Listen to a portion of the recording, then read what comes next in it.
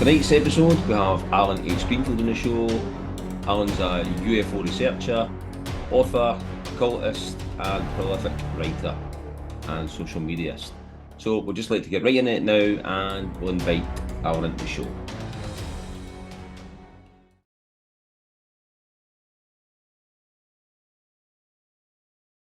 Only he thought that the Earth was honeycombed with caverns. And I think what these caverns are is a convenient location for the Fae, the others, we'll just say. Yeah, the others. To have semi-permanent portals.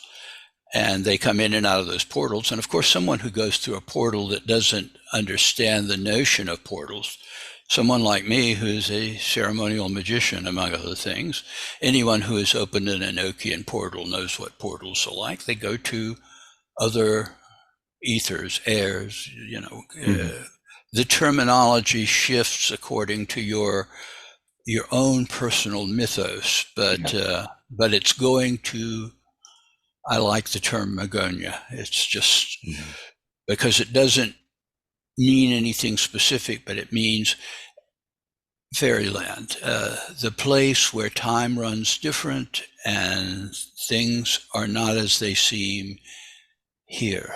And it's interesting that where the cave systems are, or like in that area in Kentucky as well, it falls right within, there's a massive area, as you know, with the Kentucky anomaly, where it's like the magnetic field is really, really strong. Is it really strong? It's really strong there. So it's like a magnetic anomaly anyway there. Massive. Well, Hellier, the town, not the TV series. Was named for the gentleman who founded the town. It's not a totally uncommon name.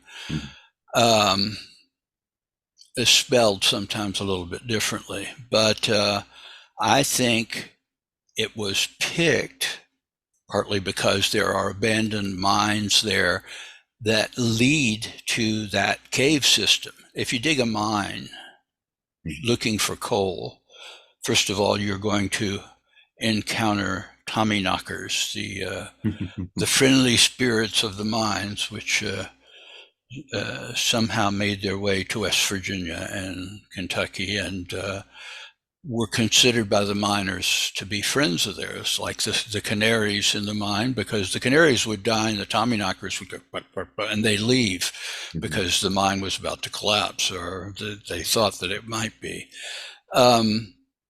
West Virginia, of course, is famous for the Flatwoods Monster, for the Mothman cases, for the Men in Black cases, for the collapse of the Silver Bridge, and for Gray Barker, who spent his life there documenting these things and finding a mirthful side to it, as I do. But I'm very influenced by Gray. I think he gets a bad press. In any case, all the way across there, and of course we have our reliable source on site, in situ, and that would be Pennyroyal, who I absolutely adore them, and they're right there in the thick of it. But it was, I suppose, transformative for the Newkirks and their crew when they were doing the 2 existing seasons of Hellier, to go there. And instead of looking for the goblins, they followed the synchronicities wherever they led. Yeah. And the whole series by many reports to them, I suppose, and to me as well. People are always saying, I saw the series and it was like a magical initiation. I started to have experiences of my own just by seeing it. And I thought, well, this is the perfect answer to the formal authoritarian magical orders who have rituals for filthy lucre and that are static, the same way certain church dogmas are static and don't evolve with greater insights, although they may have started out with, charismatic individuals or whatever that were really the real deal, I guess you would say. It seems like the series Hellier has that effect. And of course, where were they going? To a town whose name could be pronounced Hellier. Mm-hmm.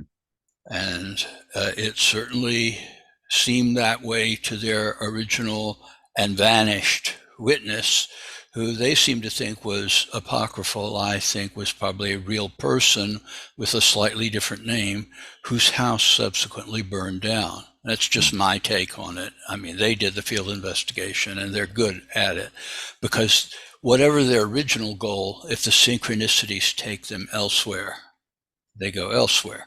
Yeah. And one leads to another, to another, to another, until they found the Holy Grail in the mouth of an abandoned mine shaft. Mm-hmm. Interesting as well with it, like within all that area as well, Kentucky, Pennsylvania, you've got the Appalachian Mountain Range, and years gone by, back in the day, when we know the land masses were still together or just about still together, the Appalachian Mountain Range came right over into Scotland. So it crossed over into where the Cairngorms are now in Scotland. Oh, clearly. And it's the oldest mountain range in the world. Mm-hmm. Also, interestingly enough, certainly not the founder, but one of the major movers and shakers in the Hermetic Brotherhood of Light, which was the great rival of the Theosophical Society after Madame Blavatsky and Colonel Olcott got kicked out of the HBOL in Egypt and decided to go to India and push their particular version of things. The frontal chief of the Hermetic Brotherhood of Light lived on Loch Ness, and his name was Peter Davidson. And at some point, I believe his associate, Thomas Burgoyne, much to the Theosophist's delight, ran afoul of the law for the most obscure thing. Anyway, Davidson migrated to North Georgia, right at the foot of the Appalachian chain, right at the foot, which, by the way, has the largest concentration, because it's the oldest mountain chain in the world, therefore not as tall as, the Himalayas, but nevertheless, it has loads and loads of herbs, and there's a species of local folks that go out in the summer and collect herbs. And in Scotland, Davidson had been a distiller, which was a perfectly respectable thing to do there. However, in the deep South, in America, in a rural setting, usually most counties were dry, i.e. if you brewed alcohol, you were a moonshiner and it could cause you trouble, which it did cause him. But he switched to herbal medicines, which required him to distill a certain amount of alcohol because that, herbal concoctions require it. It did cause him trouble at one time, and his family is very resistant to it. They still live in that area, which are all people of Scots descent. And in fact, you can tell that part of Georgia simply by the sudden number of Presbyterian churches that exist there. Everywhere else it's one Baptist church, one Methodist church, and possibly a Catholic church. But you get up there, it's and they have Highland Games. Anyway, I ingratiated myself. There were a number of investigators that had gone there looking for, what the remnants of Peter Davidson's stuff was. I finally got permission from the family to carry on the HBL work, so I do. I also wrote an interesting book about it, which is out there, but I won't plug it. You can if you've read it. Yeah, I'll put them on the show notes. We're done as well. Oh, okay. Well, okay. It's most of the investigators that went there had no sense of local decorum in rural Georgia, but I'm from there. So, I wore a clerical collar and I had the proper courtesy and the proper manners, and actually got written up in a favorable way in the Clan Davidson newsletter. So I got a lot of information, which, most of it is in the books. And nevertheless, there's a long history here, because that was the last fully recognized frontal chief. One of his sons ran the local newspaper, so they had their equivalent of the Theosophical Lucifer. They called it the Morning Star. I thought that was slightly amusing. And that was really the beginning of a certain variety of occultism in the United States, because it was influenced by P.B. Randolph, who really, in terms of Western society, was, to the extent anyone could be called a founder, was the founder of Western tantrism or sexual magic. So, it was sort of co-opted by Theodore Royce and later Aleister Crowley, and Randolph, being a black man, has never gotten the full recognition from those people who were, shall we say, somewhat bigoted back then. But he's sort of come into his own now, and we carry on that tradition without the fees and the authoritarianism and the dogma that others, we'll call them others, not the others on the other side of Magonia. Others, yes, the others involved. So on the Magonia side here, well, before we kind of get to that, like, which kind of jumping total left field for what we're talking about, but in regards to the current disclosure process that's going on in America now, I mean, what's your general thoughts on that? Gosh, you're not going to like that, judging from what you've said on previous programs. So don't cut me off. I really believe it's a con game, and I base this on my own experience going back to the last days of Project Blue Book, U.S. Air Force. I can see where you're coming for that, because we've been here numerous times. I understand. Well, let me go back even before that to 1952, July 1952, which, by the way, though I was but a wee bairn, just in Miami, of all places, because my parents favored vacationing there. And my father said, flying saucers have been, even UFO didn't exist as a term then, over the White House and the Pentagon, and until those dreadful Saudis blew up the World Trade Center and crashed into the Pentagon. That was restricted airspace even then, but of course you don't have to agree with it. I certainly don't. But to get into the mentality of the 1950s, we had all been allied with the Soviet Union in World War II, and then everywhere they went, they stayed and basically stole atomic secrets, blah, blah, blah. It was bad juju, and that brought on the Great Red Scare of the 1950s.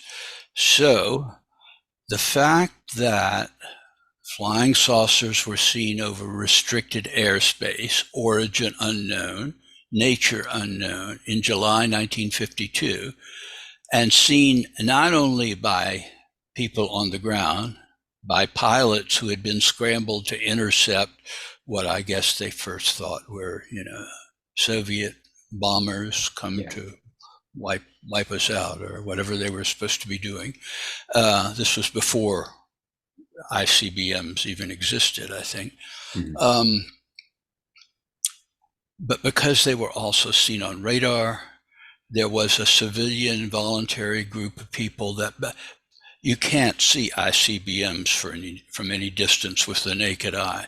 Yeah. But with a pair of binoculars and an alert group of people who were able to identify aircraft, we had this vast system of what was called the Ground Observer Corps. It in fact mutated into a lot of ufologists, because Leonard Stringfield wrote a book, and he was a prominent ufologist in his generation, called Inside Saucer Post 30 Blue, because he had been in the Ground Observer Corps, and his the non-secret part of the designation was 30 Blue. Couldn't give the whole thing. Anyway, it was very secretive in those days. But apparently inside the military, there was talk about, well, what are we going to do if there had been, and this is again 50s mentality, 1950s mentality, if there had been an attack on the United States at that time, we wouldn't have known about it until too late, because the ground observers were looking for flying saucers, the scrambled jets were looking for flying saucers, and the radar was trying to paint or track flying saucers. And had there been a fleet of Soviet bombers coming in with nuclear warheads, I think by then they had hydrogen bombs, we would have been a lost cause. I don't think that was the intention of the Soviet Union, because there would have been catastrophic retaliation, same as now. It's not that I don't take it seriously, because it could destroy the planet, or at least the northern hemisphere, but they took it seriously. So the CIA convened a panel, and this is all public information now. I mean, you can find it on the internet, in 1953, the next year. And the CIA panel, which by the way included Dr. J. Allen Hynek, who I knew slightly, and a number of scientific luminaries, but who were basically part of the same group of people that had been part of the Manhattan Project, and not including my uncle, who laid the cable for that first atomic bomb, for better or worse.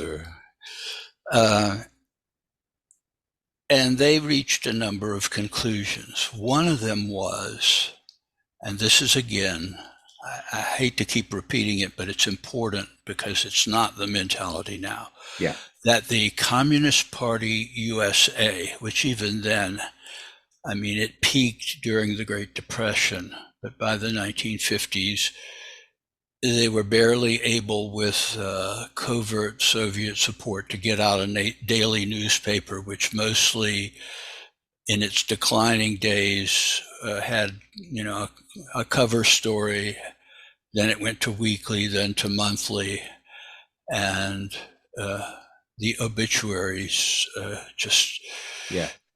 were fruitful and multiplied and diminished the party, so that by the time, I call it the little old ladies of the Communist Party, because that's pretty much what it was even then.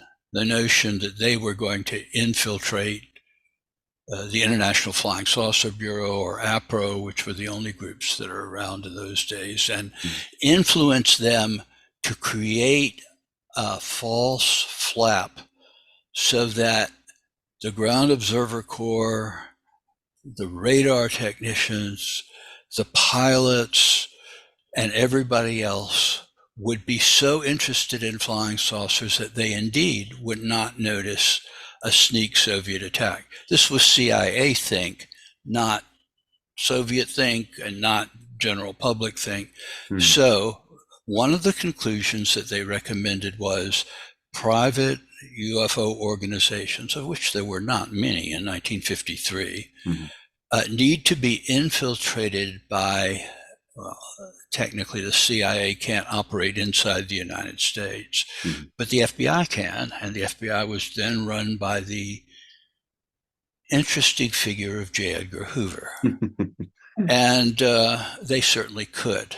And it was at that point that a number, although I think most Men in Black cases are in fact legitimate manifestations of what the Eastern term is tulpas, beings, temporary beings from elsewhere that are sent here by the Black Lodge or whatever to scare witnesses into silence.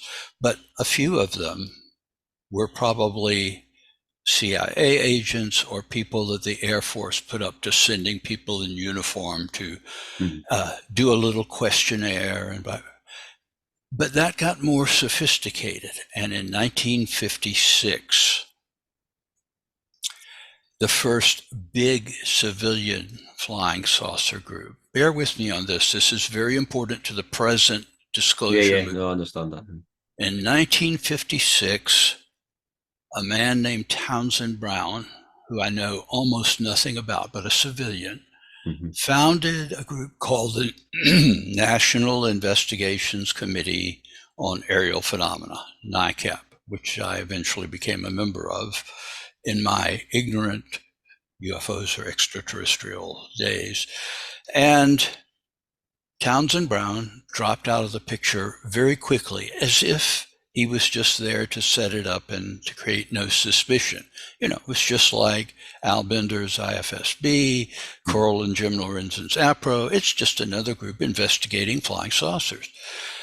Well, he was replaced by a muckraking journalist whose name will be familiar to you, and who I have nothing against, Donald E. Kehoe, U.S. Marine Corps retired. Yeah. That's a middle echelon person, but he had gone to the Naval Academy and the board of directors of NICAP, as it was called, thereafter was headed by Admiral Roscoe Hillenkotter and other good old boys from his particular class at the Naval Academy, which I guess was in the 1930s. Yeah. And Roscoe Hillenkotter had an interesting history. He was the first director of the CIA. So here was this supposedly civilian organization that had really basically CIA spooks and people with military intelligence backgrounds, and a few notorious anti-Semites also on their board of directors, in fact, controlling the organization. And NICAP promulgated a doctrine which may sound familiar today. It goes like this. All of the contactee cases, there weren't any, close encounter cases. That came much later from one of the people who was on the CIA panel. That was from Dr. Heineck. At an earlier phase of his life. Of course, he changed sides much later and got dismissed by the Air Force unceremoniously shortly after I had a conversation with him where he seemed to feel like he was in a secure position. But you can't change sides and expect the military establishment to humor you. So what was NICAP's doctrine, and how did it differ from, say, APRO, who was their chief rival up until MUFON came along, which was APRO's chief rival? Their doctrine amounted to this. Lights seen in the sky are real and they come from other planets, and we need to monitor them and prove them. However, all cases of landings and of communication with aliens, in other words, the close encounter cases, are ludicrous. Things like the Shaver mystery is ludicrous. I actually had this from their secretary who once kicked me out of their offices. And they operated as if they were, which they were, although they pretended not to be, a quasi-government institution. Their headquarters was on Connecticut Avenue in Washington, D.C., which there's a humorous thing that seems to have been where Klaatu was headed when he tried to run away from the cops and got shot in The Day the Earth Stood Still. He was running down Connecticut Avenue in Washington. But so it became essentially, they're from another planet, but they can't land. No. Because if you claim that sounds like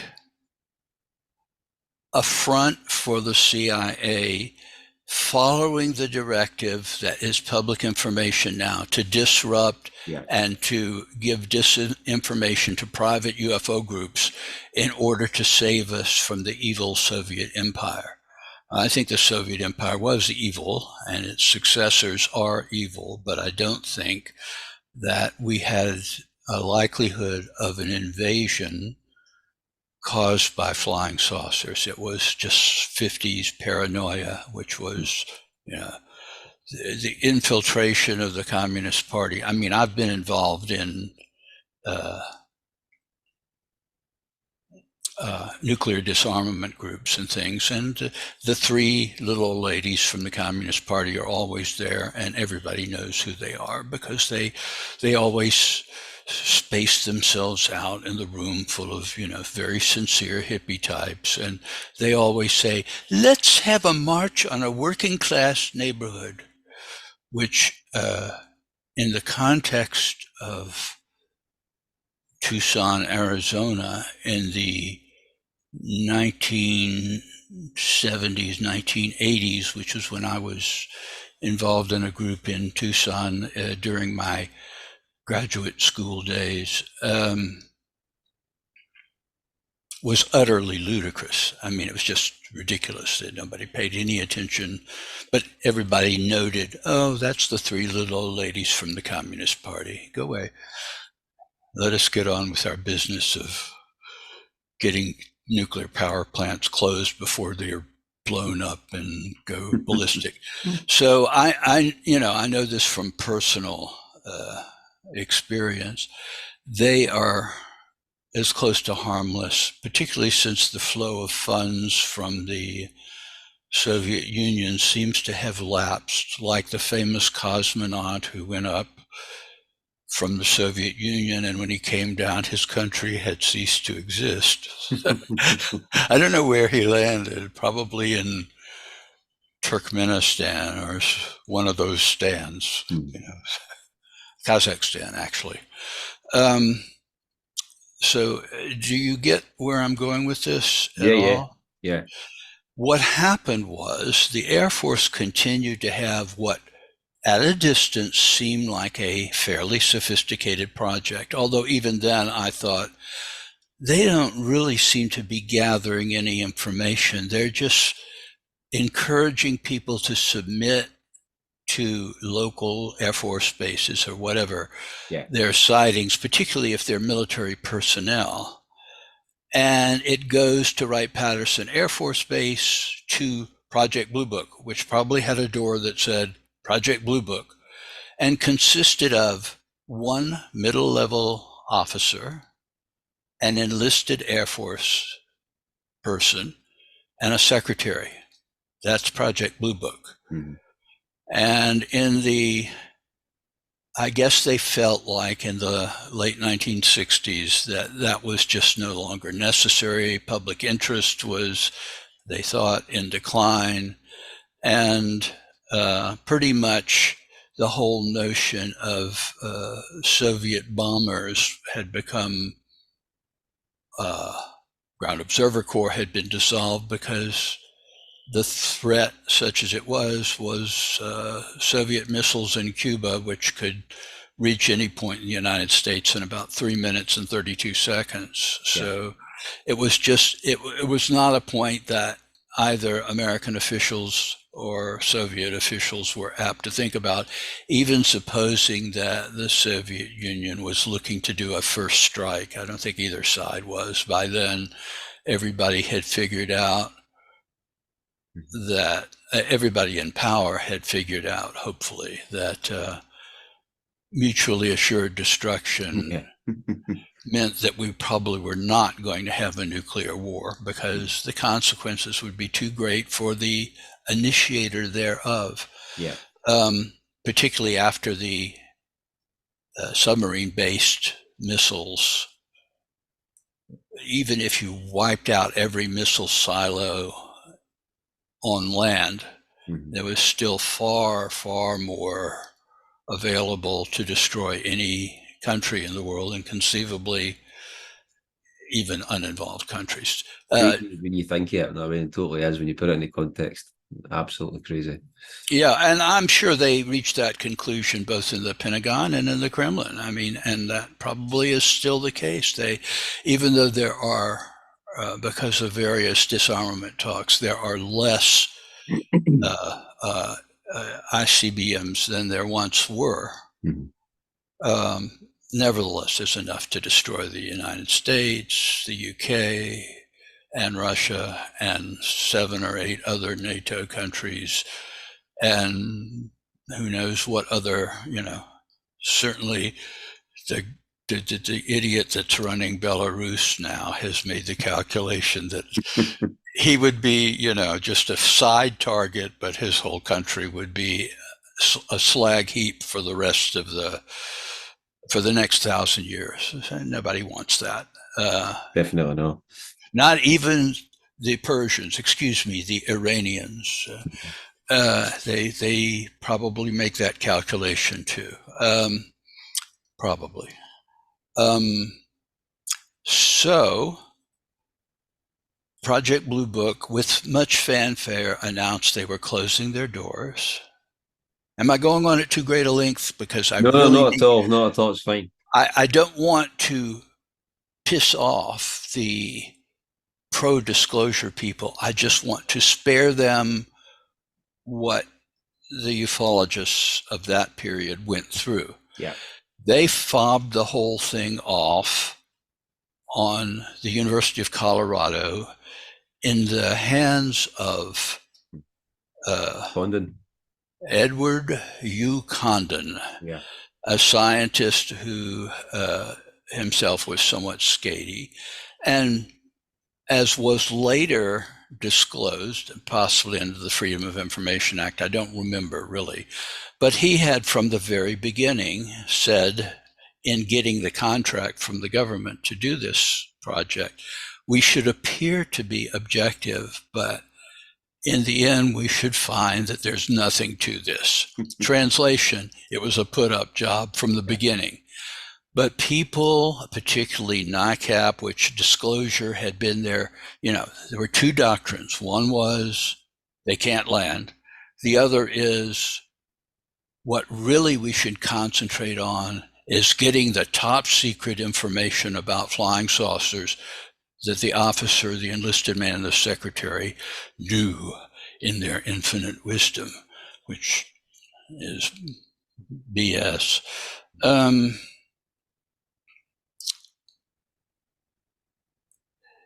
We need to force the government to do that. There was even eventually a set of hearings presided over by an obscure congressman from Michigan by the name of Gerald Ford, who sort of stumbled into the presidency after Nixon ran into some problems.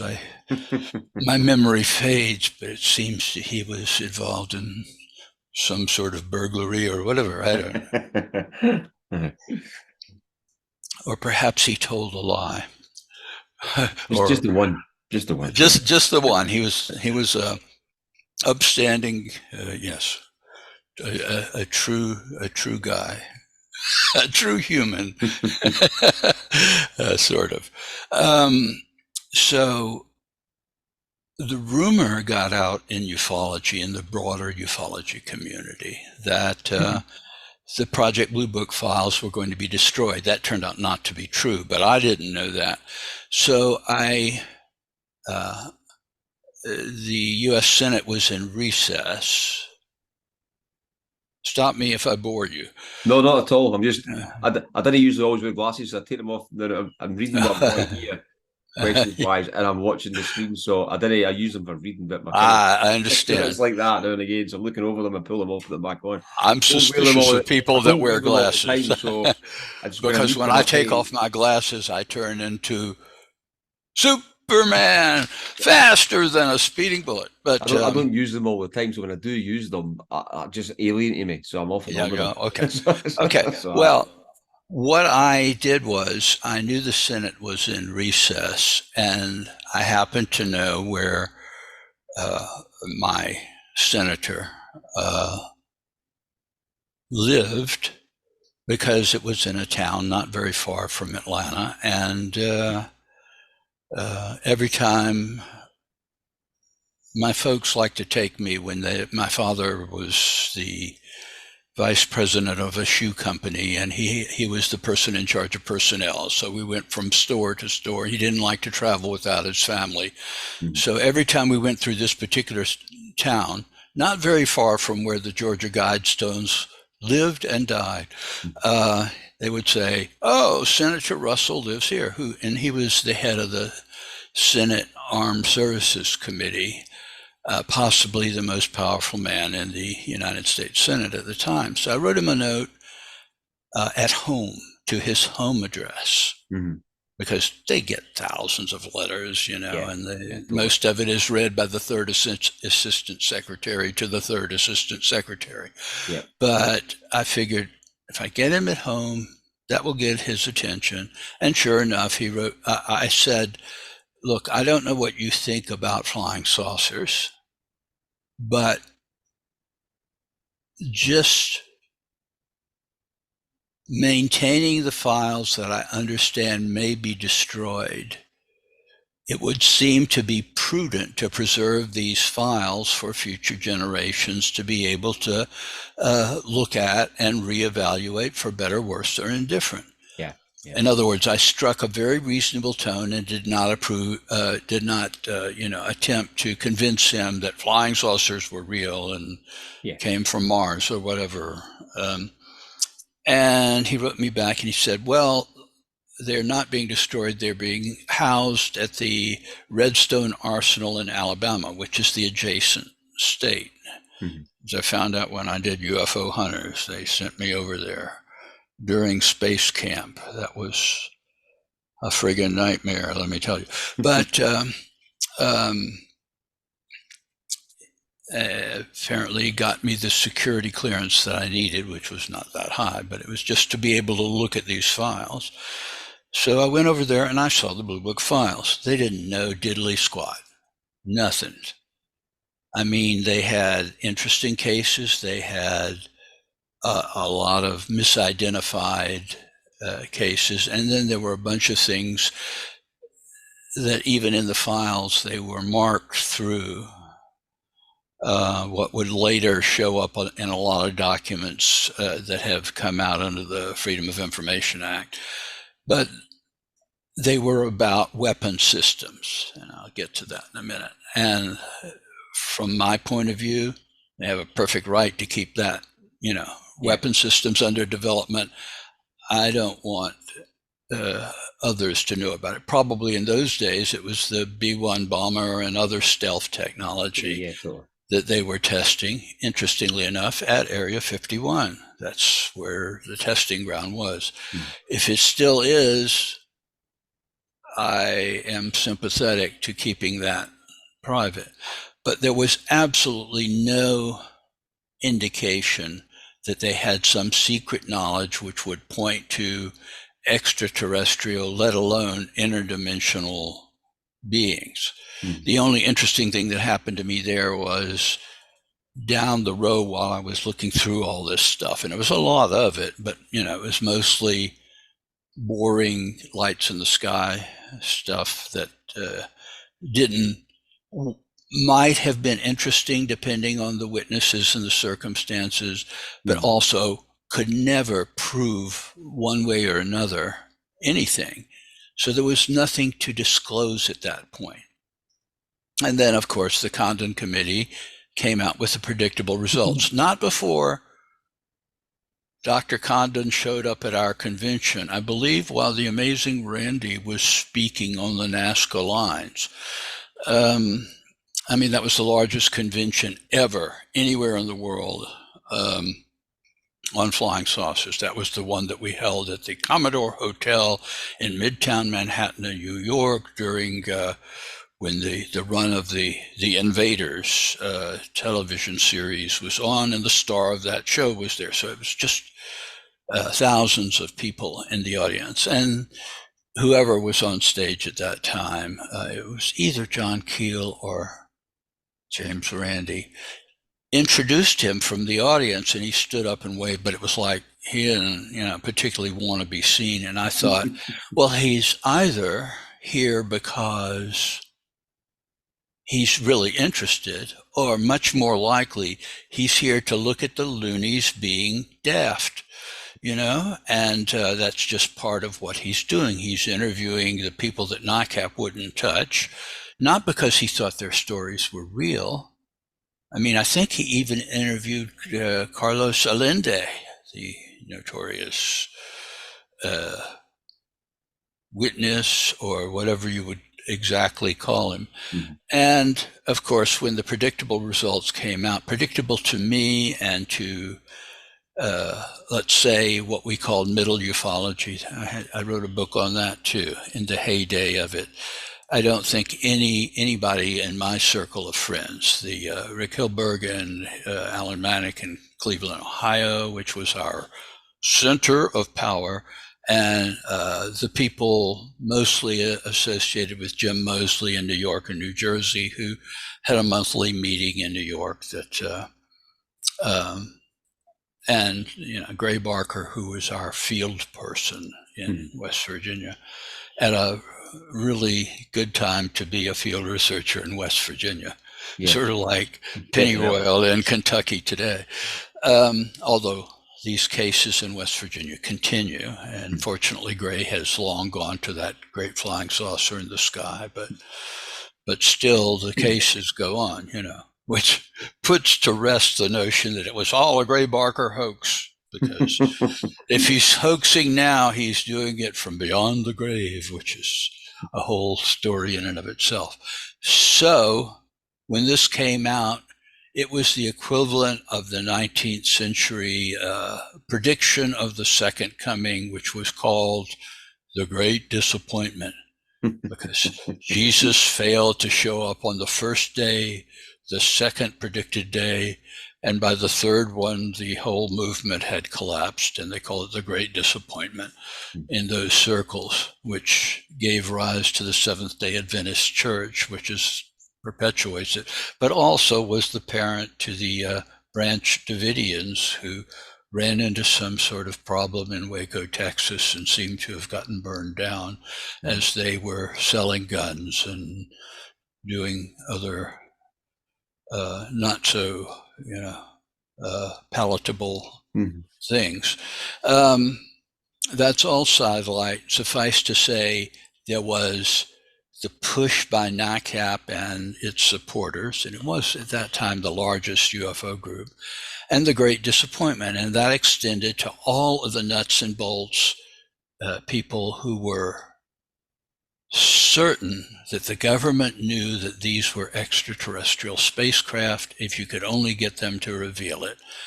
And the disclosure was they don't exist. So when the renewed government interest in flying saucers came up in recent years, and a lot of people became enamored of that and thought this is finally the breakthrough, particularly in the last couple of weeks, where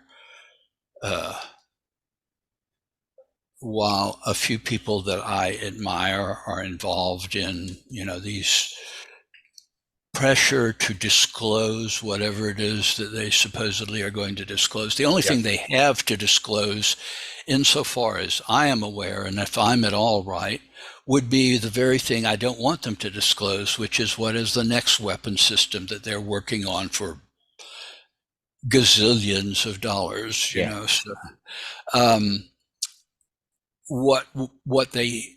my clues came from this past experience that I've just detailed at perhaps greater length than I needed to, but I wanted to establish credibility for what I'm saying. Yeah. Or do you think history's repeating itself then in regards to that overall? Exactly. And if it's not done very often, and there are a lot of people who think the disclosure thing is a build-up for a letdown, another great disappointment, which hopefully will get people disinterested in the subject, and it will. If it turns out to be a flash in the pan and it builds people up and they keep expecting an imminent disclosure of visitors from Alpha Centauri 4 or whatever, you know, those people's particular, it isn't going to be. It will be, the clue is the terminology, the new terminology that some people have bought into, which is UAP. UAP. Notice the difference. Unidentified flying what? Objects. The implication being these are things. Yeah. But UAP, unidentified aerial phenomena. Well, a phenomena can be a cloud. A phenomena can be pretty much anything. It can even be something like that. Yeah. A speck on one's glasses, a speck on the specs, as it were. And I think that that's where this is headed. And I'm not trying to disillusion people. To the contrary, I'm trying to alert those who think that that is going to happen to say only the first gen ufologists have all gone on to that great flying saucer in the sky. So they're not here to do this anymore. All that's left are the people from the teen ufology movement, of which I was one, and a lot of us are, thank God, still around. We were there, present at the creation, as it were, and we know what it's like to go through a disclosure thing. It didn't particularly affect me because the minute I saw Condon stand up at our convention of the most daft people in the world and some really nice folks, and Howard Minger, I mean, anybody who was anybody still alive from the first ufology, they were all at this convention. This was the one to do. Even the love candidate for president was present at the convention. It was a peek at the summer of love, 1967. What's your thoughts? What's your thoughts on the disclosure process? Like, let's say that now, for example, this is a history repeating itself about tech, military tech or whatever, and then they're using this for some reason, right? When you, and I understand all that, and I'm not saying I'm with that, without that, it's skeptical with the whole process as well, because I know the part of the history involved going through like Grudge Sign, Condon, Blue Book, all that right through. And then you're hitting now. I mean, some of you want to believe, some of you are still on the fence. But when you hear some things, like, what's your thoughts on when you've got other people in the mix coming out, for example, like CIA people, like you've got like John Ramirez, Jim Simivan, and you've got like maybe other people who aren't to do with intelligence or military, and they're talking about consciousness, and they're talking about NHI, and they're talking about what other kind of things, some type of event that's potentially maybe going to happen in the future, 2027. You hear this state getting batted about by some people as well, and it's not just for these people, it's like maybe coming from an experiencer as well. So I don't know, have you heard of much of that kind of side of it, or have you followed that much of the side of it, and have you any views on that much of the side of it? Maybe. I mean, it's not like I think that anybody who's pro-disclosure, people with credentials that give them additional credibility, I don't know if this directly answers you, are all, agents of, I don't know what they're trying to do now. I have my suspicion, and I'll give it to you in one sentence. They're trying to keep people from rushing Area 51 because they're trying to build next generation stealth technology, or technology that will handle hypersonic missiles, or technology that learns from the unpleasantness. Sounds Irish, doesn't it? The unpleasantness, the troubles in Ukraine. Yes. So that probably is what they want to deflect from now, not the 7 little old ladies left in the Communist Party infiltrating MUFON, which would be actually hilarious, in my opinion, knowing the people in MUFON, particularly the founders, who are very conservative people. I would go, and in those days I had hair down to here, down to there, bell bottoms and all that. And they would say, "Alan, you came last year in a suit. What's wrong with you?" I'm just going with the times, man. Hey, nice threads you've got on there, man. You want to drop acid? I mean, I didn't. That was, I still have a recording of an interview I did with Stan Friedman back then, who was an unemployed nuclear scientist who found himself another gig. His gig was Roswell. Yeah. And up until that time, nobody in ufology credited Roswell. They were much more interested in Maury Allen, which will be in my new book, which I hope you will plug in your show notes. He said parenthetically, but greedily. No, there's any at all. Get the new show notes, definitely. Hey, there's inflation going on, and I have trouble buying groceries. No kidding. So every little bit helps, and that's all that, pretty much everything, the magical stuff that I do, the empowerments that I do, I don't charge anything for anything. But my books are my job, I guess you would call it. So whatever price my publisher sets, that's their call, and whatever stipend gets sent to me buys me an extra set of carrots, or lettuce. Lettuce more than carrots. Yeah, definitely plug them all in the show. What I wanted to say is, I think that there are people who are former government officials who genuinely think that there is something to disclose, but they're generally middle echelon and not necessarily as central as they seem to think they are to decision-making processes going on. Of course, there are people. The government of the United States, for better or worse, in my opinion, for worse, is this incredibly huge bureaucracy. Yeah. And there are people like this guy that was recently arrested and who is entitled to a fair trial, had apparently secret or top secret clearance, and he's bragging to his friends on, I don't know, which we just did exactly the same gesture. Was that a synchronicity, or am I giving you a headache? I often give myself a headache. Not at all. But I'm just teasing you.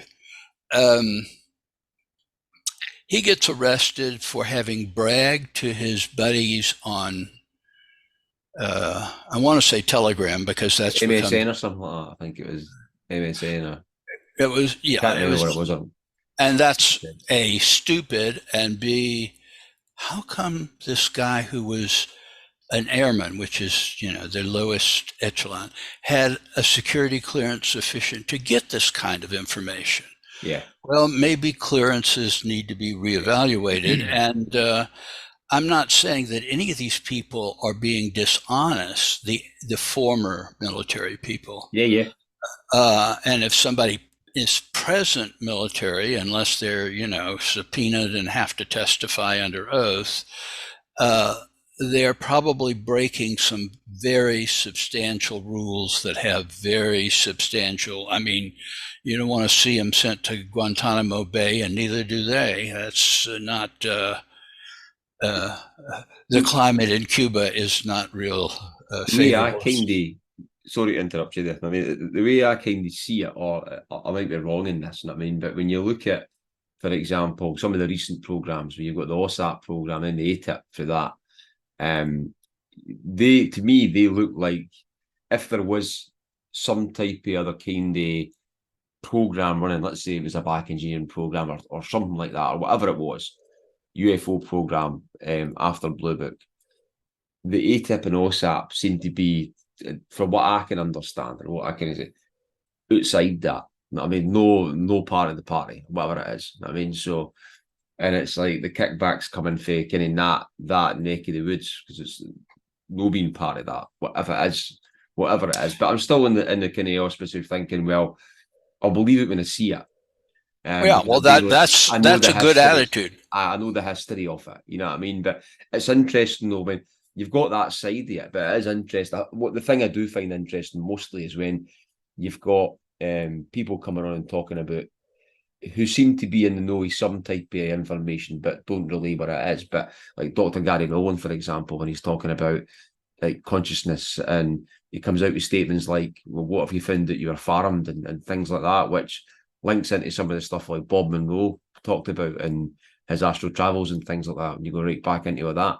And I find they type of comments quite interesting relating to it because it's almost like they've got some type of knowledge there is something else. And I'm not talking about back engineering or whatever. I'm talking about a consciousness aspect to it or other type of dimensional or whatever. So I don't know where some of them are pulling that type of stuff in. I find that interesting. But going back to the whole disclosure aspect, which is there's a hearing on Wednesday. I think it's 10 o'clock your time. It's roughly about 3 p.m. my time. Which will have Dave Fravor. Are you trying to get rid of me? No, not at See, all. I was telling the truth and he's cutting me off. Censorship, Not at all. censorship. Not at I'm all. I'm going just to saying that. tell everyone. So that's on next week. I mean, I'll just believe it when I see it, and that's just what I was saying then. I mean, for that, but yeah, totally Well, get what you're saying with that. Yeah. in a vast bureaucracy, there are certainly people Mm. who use their allotment of government funds to look into things that don't necessarily reflect overall policy. I doubt that I think the Philadelphia experiment actually happened, Mm. and I think it was an authorized project.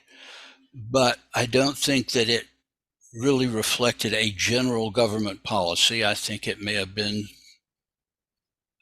the Navy, certain forces within the U.S. Navy trying to develop a weapon which could be a cloaking device. In other words, pre-stealth technology. Mm. The secrecy that surrounded the Manhattan Project,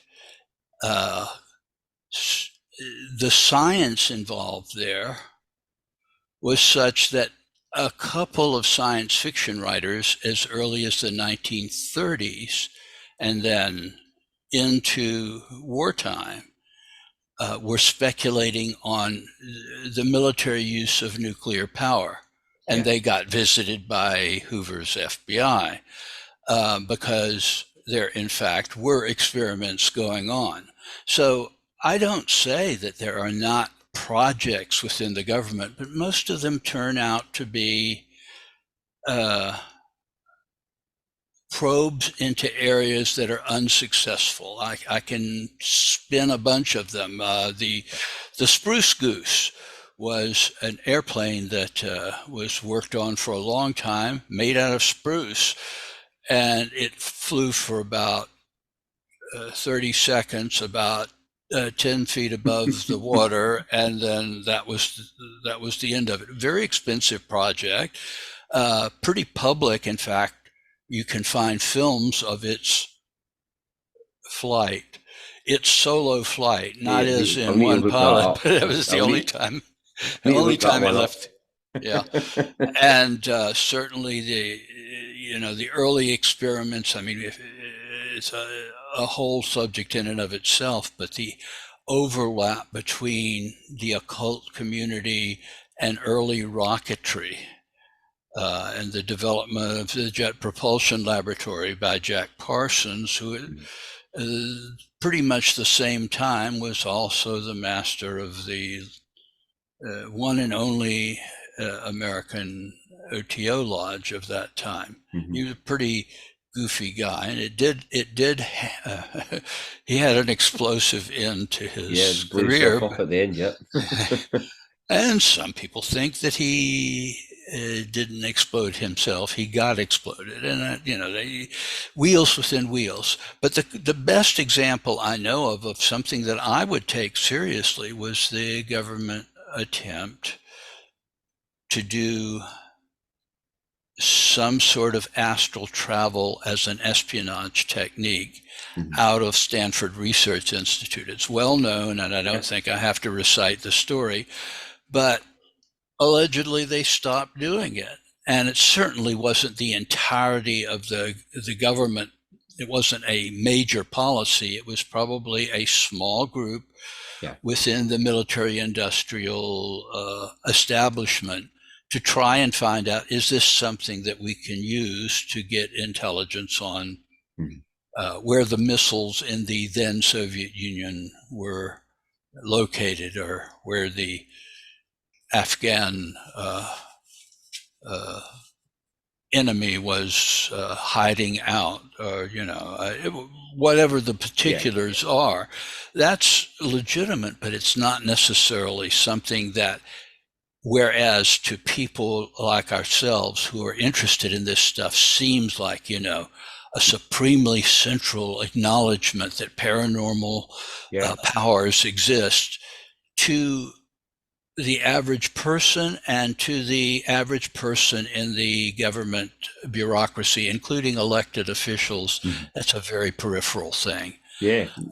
So that may happen, but does that mean that they have accumulated evidence that, well, from my perspective, that portals to other dimensions exist, and there are actually beings that have been called fairies, fae, and 400 other terms all over the world, and flying saucers appear and disappear into these portals? Or I don't think what I often say, but I hesitate because it sounds like I'm trying to be arrogant, and I certainly don't have all the answers, and neither does anyone that I know.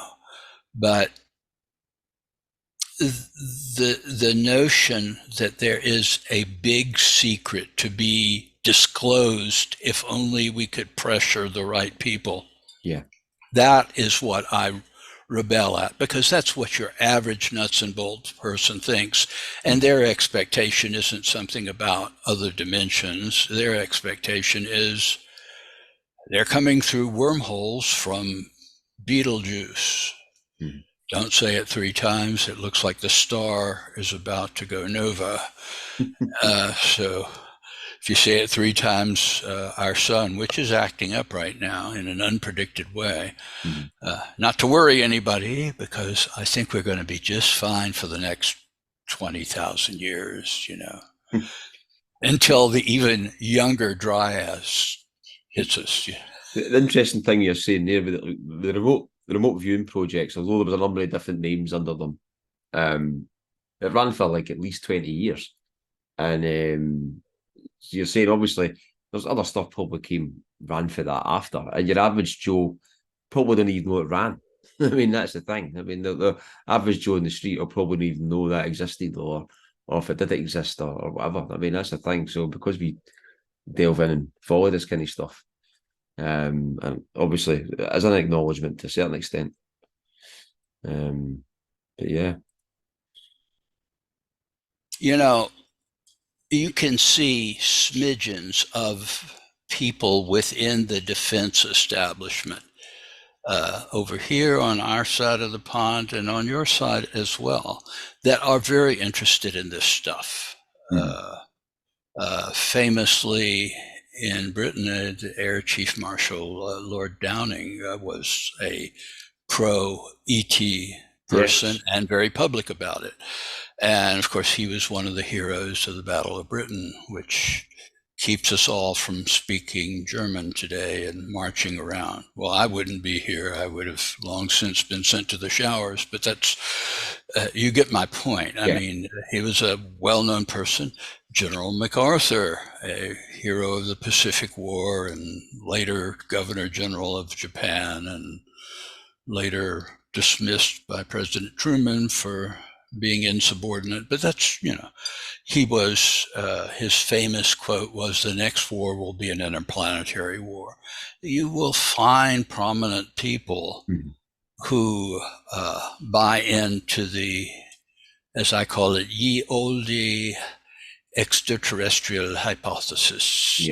But that doesn't mean that they are reflecting the general policies involved, which are, in terms of foreign policy, I think they're focused on Iranian nuclear weapons and on the potential effects of the war in Ukraine. Every NATO country certainly is concerned about that.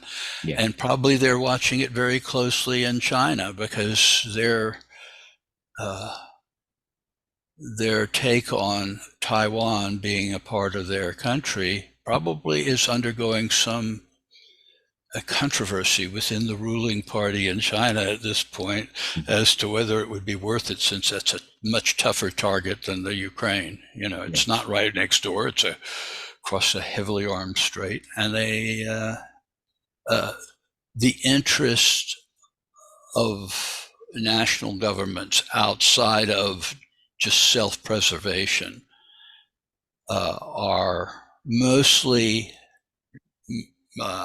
things that have direct military implications. And you will note that throughout the history of official statements about UFOs, that they're always saying this does not constitute a threat to our security. That goes all the way back to 1947 at the very least. There was some concern in Sweden about the ghost rockets in 1946, and the same thing, that is attributed to war nerves. I personally think they were Soviet captured V2s being experimented with in the North Sea. And, you can go through it. The thing is, none of these things are generated by any modern government, because all of these phenomena, whether you're talking about fairy lore or flying objects that are unidentified, just use a generic type term, or God knows, ghosts and beasties and all of that sort of thing, they go back to the remotest antiquity you can go to, literally to prehistory. There are indigenous Australian paintings that are thousands of years old that show the same type of being. Does that mean that I subscribe to the ancient astronaut theory? No, I subscribe to this is something that has always been here. And the various ways that it's seen has some cultural, reflex involved in it. But still, there is no government that goes back to when the native Australians first arrived in Australia and began carving these paintings on mountains. And that's not the only culture where those things show up. They show up in China and Japan and practically everywhere where people had figured out how to paint or draw or, or tell stories, which get handed down. So I guess that's my point. Have I disillusioned, or have I? Not at all. Not at all. As I said anyway, I'll believe it when I see it. So, not at all. Still follow it though. Still interested to see how the outcome goes and what happens for it. So We didn't even get to the occult or the. We didn't even get. We need to do another. We need to do another session. If you'd be up for that at one point, that'd be good. Course. Yeah, I've just I've noticed I've took 2 hours 10 minutes of your time so far. And the trumpet on the street corner always says, "I'm available." Brilliant. Right, listen, Alan, I'll get that set up and send you a couple of dates if that's okay, and we could schedule another bit of time in. That'd be brilliant. And if I'll link your books to show notes. If anybody needs to find you in regards to some of your content, do you want to tell us where people can find your content as well?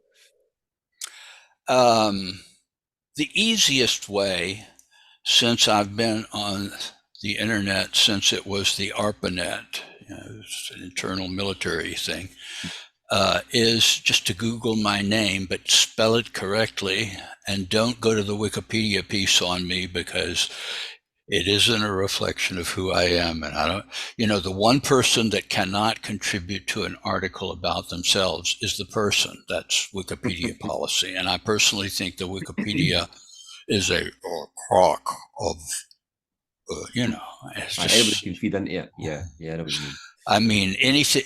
If you want to know about a movie celebrity, their entry is probably reliable, but I'm not a movie celebrity. If you want to find out about anybody who's involved in any aspect of the arcane and occult and mysterious, they will be borderline slandered, libeled, whichever it is. I guess it's libeled, because that's the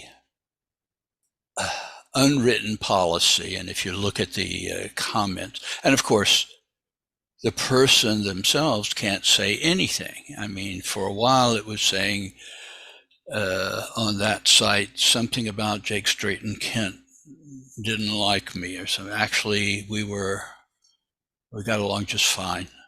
Mm-hmm. So, I mean, he felt that American occultists had undercredited him for the discovery of the cipher found in Liber Alva Legis. Mm-hmm. And I think that's true. But the way I got it was not, directly from them, but from an enthusiast for their work over here, a great genius and martyr to the cause, who said, "You need to read this stuff and try it out." And I did. So, and that's just, it gives, I suspect that my former colleagues in the order of, quote, antiquity, if you define 1903 as antiquity, probably have a hand in that. And but other than that, if you simply, my name is spelled Allen. It's one of my parents' little jokes on me, because they're mostly ALANs, but ALLEN GREENFIELD on Google or any other search engine, probably, you will find hundreds of entries that deal with things that I've said. And anyone who, writes me, I can send them material. My email address has been the same since the last century. So I like to put it that way. It gives it a type of antiquity, but it's just never changed. And I'd be glad to send them a list of, talks, podcasts, telecasts, and whatever other kind of casts I've done, free for nothing. I'm glad to do that. And otherwise, look at the show notes here, or I've noticed that a lot of the stuff that I do has been cataloged by a number of different people, which is fine with me. So you probably, if you really want to listen to a bunch of my podcasts, I know I don't, but if you do, all you really need to do is put my name into search engine and be a bit selective, okay? There's one book out there that I didn't even write that has my name on it. It was a bootleg in Canada, a Canadian bootleg that my current publisher, who thinks I am the cat's meow, has put in print along with every other title I ever wrote except one that I said, no, that was a sin of youth. Please, no. So that one is not in print. Everything else is in print, including, this book about Wicca, which I didn't write as a book about Wicca. Didn't happen. But, and I've never seen it, by the way. I've seen it. Well, sorry. Actually, most Wiccans think it's okay, despite the fact that it traces things back to Gerald Gardner, and I had Doreen Valente helping me a bit with the finer details. And I also there's a long story involved there, but I did write a couple of articles about it, but I can't imagine they were long enough to put in a book form. And since I've never seen it, I don't know. Is it a book of 40 pages? That's not much of a book. Or even for me, I try to write shorter books that say everything that I have to say on a subject, because in a way that's taking my cue from the Praetor-Human Intelligence alleged IWAS, which is in the future, and we're talking about from 1904, in the future, people will have limited reading abilities, so we better keep this short. three chapters max. So you're talking to somebody who listens to a lot of books, so that's probably true. Defo, yes. Well, Alan, listen, you've been brilliant, and I do appreciate you coming on. And I'll link all that in the show notes, and we'll set up another date if that's okay at some point, and we'll go for there. We'll talk about the occult and stuff. I would love to do that. So don't hesitate to invite me, and I won't hesitate to say yes. Oh, yeah. Just let's work out the date, and preferably, please, I know midnight is late for you, but 7 p.m. over here is, I'm just beginning to look at the universe with the cobwebs. Yeah, could definitely do that for 12. Yeah, we'll do that. I've enjoyed it. Thank you so much. Didn't go so bad and brilliant. All right, so thanks very much.